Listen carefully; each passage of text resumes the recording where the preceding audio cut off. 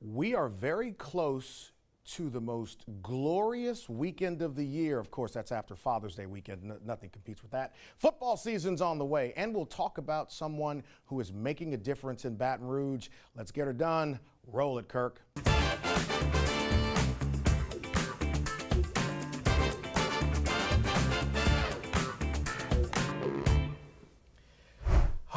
Finally, can you believe it? Football season is almost here.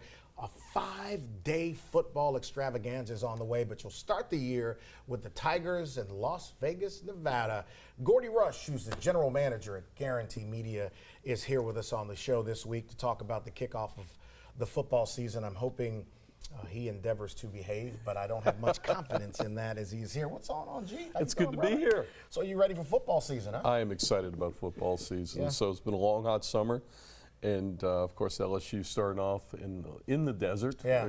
Las Vegas against USC. I'm excited about that. So let's talk about it, man. Coming into this year, Brian Kelly has won over 300 games in his career, Right. 20-7 as the LSU head coach. I think most of us will admit it's been a pleasant surprise, his time here in Baton Rouge. He started off hot.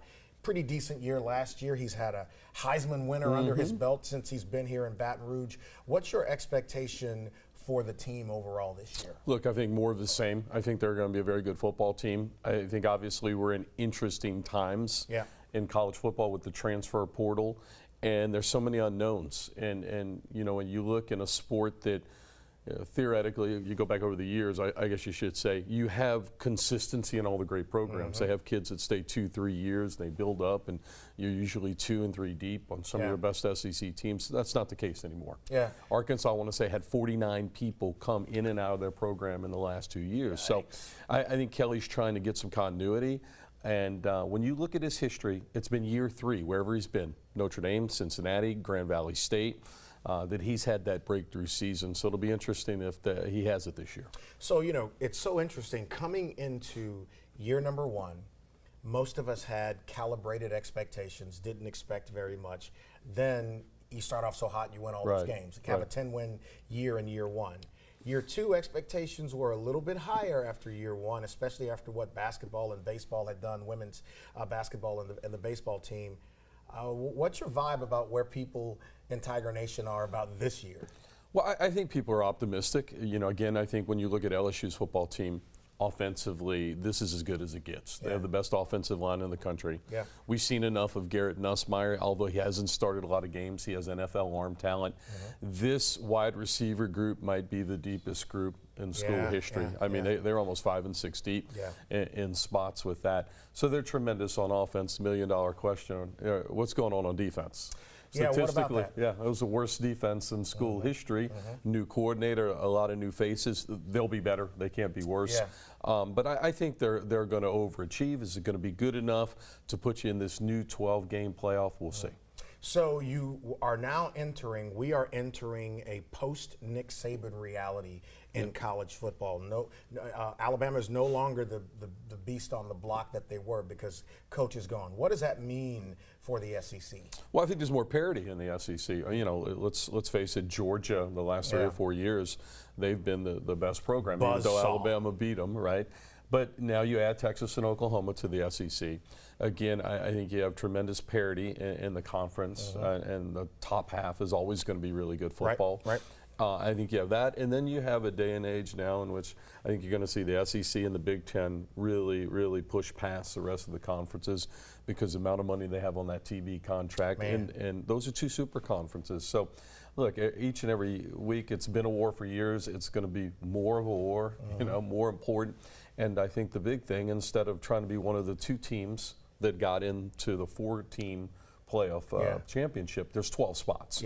SEC realistically is going to get 4 teams in. You need to be one of those 4. What's your expectation about record this year? I'm at 10-2. Okay. And what I'll say about 10-2, what I like is I think that the 3 hardest teams on this schedule for LSU is Ole Miss, Alabama, and Texas A&M. You get Ole Miss and Alabama at home. You've got to go to A&M. USC is always tricky. Brian Kelly has not won his first game here, right? Obviously, he lost his 2 games against Florida State. LSU hasn't won an opener since Joe Burrow's 2019 season. USC can score a lot of points, and in a lot of ways, they mirrored LSU last year. They're bad defensively, so I expect a shootout, and LSU's got to win that one, obviously. I think they got a good chance to win 10 games. Well, we got a minute. We'll start with this and then come back after the break to talk about Southern. Terrence Graves is having his first year on the Bluff. 9 Black National Championships in the history of that university, not one since 2003.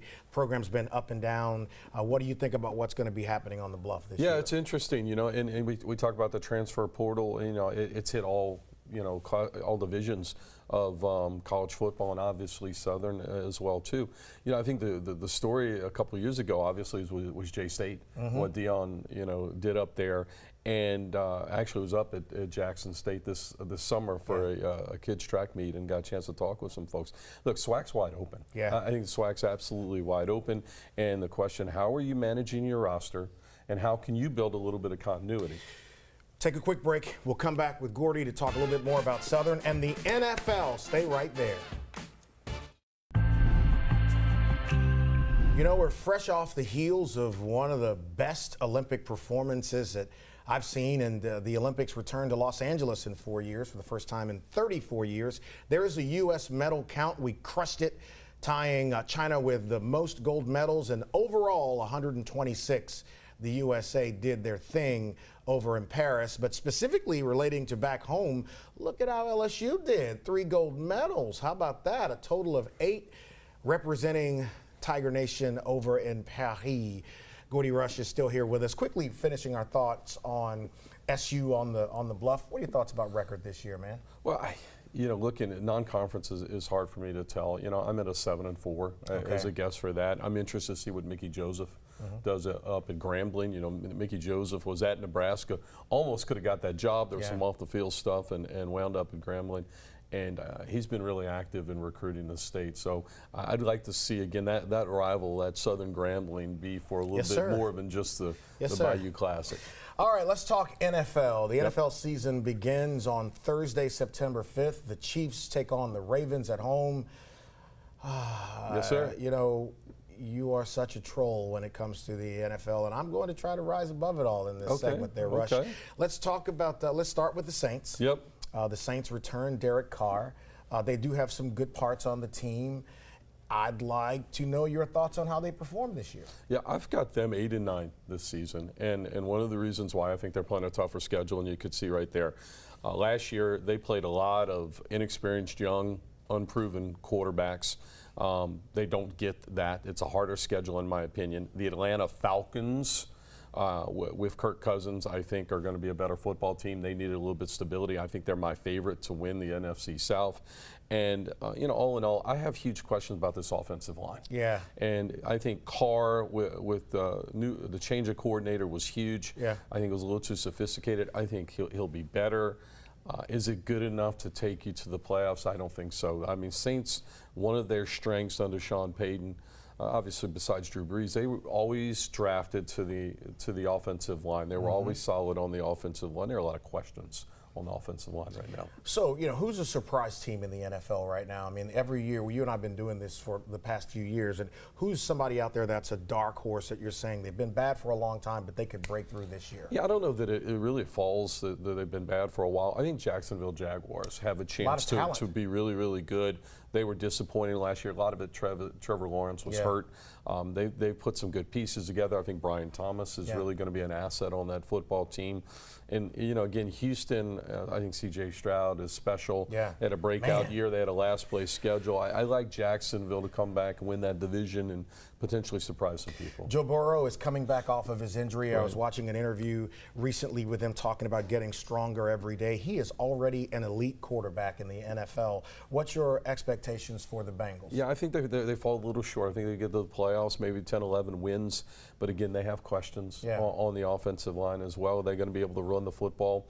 And going forward, they've put all their money obviously in Burrow, Yeah. And all the receivers. And again, I think you got to be able to balance some of that too. So what's that defense going to look like? Yeah. How are they going to be on the offensive The line? NFL has also implemented something called guardian caps, which go over the head, over the helmets of players. The information says it reduces the temperature, the internal temperature of the helmet by about 20 degrees. It is only 8 ounces, and they say it lowers the percentage of concussion. What are your thoughts on that? Yeah, I mean anything. I mean Yeah. to help in the NFL, and you look at the numbers of concussions in the NFL, bigger, faster, stronger players, and they're staggering. They've got to do something to hopefully reverse that trend. Yeah, this season is interesting. I don't recall a Friday night game to start the season. Obviously, there have been Friday night games before. So there's football on Thursday night, the NFL opener. There is a football game on Friday night, college football all day Saturday, full day of football on Sunday. The Saints play, who do the Saints play in week 1? Saints they play Panthers, I believe. Panthers in week 1. That's correct. Yeah. And then a Monday night game between the 49ers and the New York Jets. Who are you picking this year to win it all? I've got the San Francisco 49ers winning it all. A lot of respect for the San Francisco 49ers. I had a chance to watch their games. And then probably more importantly, my 13-year-old son, Jax, has fallen in love with Madden.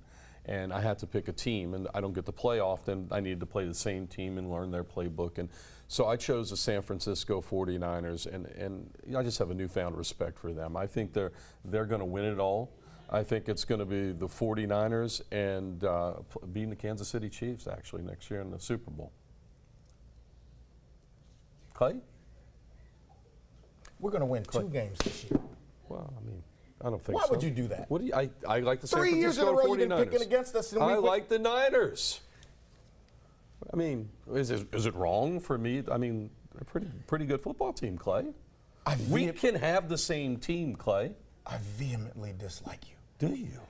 Does that mean I'm not going to be back on the show? Let's talk about the podcast. The C-Suite happens every Monday. Cathy Tolliver is going to be on, and at some point in October, I'd already invited him to be on, and now I don't know what. Why would you pick the Niners? You need something longer form so we can really dig into this. I think the Niners are fantastic. Christian McCaffrey, have you seen him play football? I'm questioning my life right now. How about Kittle? I got a chance to watch that wide receiver thing on, what was that, Netflix? Can we go to break for the love of God? Well, Gordy Rush has left the building, and now someone I actually want to talk to is here. My dear friend, Cathy Tolliver.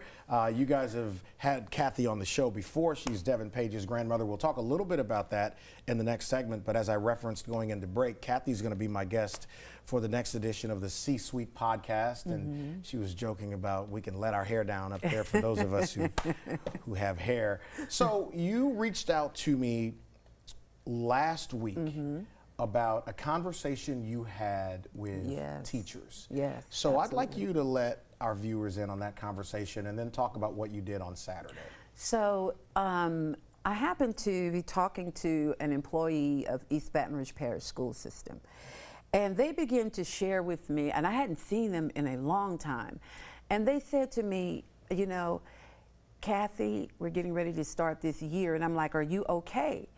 And then they began to say, well, we're having some kids that are coming to school that wear ankle monitors, and they wear them proudly. Some have been in dealing with gun violence, and I let them just talk. And when they finished, the next question out of my mouth to them was, well, are you afraid? And they said, well, I have to just say, we're in a high crime area. We never know what to expect. So I just, I have this anxiety. When I left that conversation, I began to think, Clay, if this person feels this way, how many more feel this way? Because it's not safe. You see all over the world what's happening in these schools, and I'm just so angry about it. Yeah. And I said, I know what I'm going to do. God spoke to my heart, and he said, I want you to do a back-to-school prayer for teachers, principals, administration, resource officers, and the students. And when I tell you they came out, I had judges there. The board, the president of the school board was there, and they were all praying. These people came out to pray because they understand what's going on. It's so interesting. When we talked about it, you never really, I guess you should think about it, but you don't really think about the fact that there are people who are in these schools who are having to deal with it. And you know, fortunately now, I believe the school superintendent we have, Lamont Cole, wants to address that. I saw him talking on the morning news this week about wanting the people to be safe. What are their options when it comes to addressing some of these young men, especially as angry as some of them are? You know, when I listened to this person had a sign on their door, and it was a bold sign. I dare not say what it was, but it was, and I was like, well, why is this? Because, and they said, because I just don't know what's going to happen from day to day. And so prayer is always powerful. Prayer always works. You know, you start praying, then you got to do the work. And that is, I even talked to the superintendent, Lamont Cole, about, listen, I want to get involved and start working specifically with parents, okay? I want to be able to communicate with parents and give them resources for crimes they've committed that they're trying to get expunged or what have you. Just direct them in the right space so that when students get home from school, the parent's state of mind is all right. Because a lot of kids go home and they are afraid. People are dealing with problems that's just so extreme, and they take it out wherever they can. Wherever they can. Yeah. And the communication with and among these young people is almost non-existent. It's hard to reach them. And I think sometimes you just listen, but it takes so much to get them to talk. So much to get them to talk. And not only that, you have to talk their language when you do talk. Prime example, my daughter, Ty, was out canvassing, and she said, Mama, this car pulls up full of young people, 13, 14, 15, that's how they look, driving a car. Why are you doing that in the first place? And they said, they told her, get the blank blank from over here, and held up their guns. Then I'm thinking, God, there are people that are, these young folks riding in cars, packing guns, and will use them. You know? And so my daughter told me, she said, because I'm out there, Mama, you gotta be careful. I will not put myself in harm's way, but I will not be bullied either. Because if a stray bullet came and killed my grandbaby, I mean, I'm just not afraid, Clay. I'm not. I want to take a quick break. We'll come back. But don't worry about Cathy. I know you love listening to her. She's doing the whole podcast, so there won't be any time limits. Let's talk about where you can catch the show. Obviously, we stream every Friday morning on the app, but you can catch us on WBXH on Friday at 7 p.m. And the replay is on Saturday at 3. Back in just a moment. Still talking with Cathy Tolliver, doing so much great work in the community. And we went into break and you were talking about these young people and having encountered your daughter and the threats about getting out. Now, that was when you had the wall that was on North Foster, correct? Tell people about that wall. Listen, we have been going through it. We have several walls that will show pictures of those who've, those who've been killed by gun violence, victims of violence. And I had one really bad encounter, because like I said, I won't put myself in harm's way, but things happen. And I was out there filming a particular area, the wall, and somebody grabbed me and said, come on, they got guns. And they really did have guns, these young teenagers. And so we backed up, and then they went and start talking to the pictures on the wall.